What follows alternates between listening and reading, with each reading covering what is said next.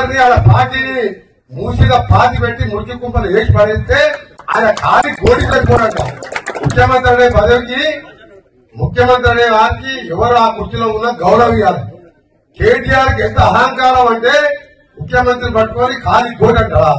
నేను ఒకటే చెప్తున్నా, కేటీఆర్ మిస్టర్ బచ్చా గారిని రేవంత్ రెడ్డి ఏది కోటి కూడా పనికిరావు.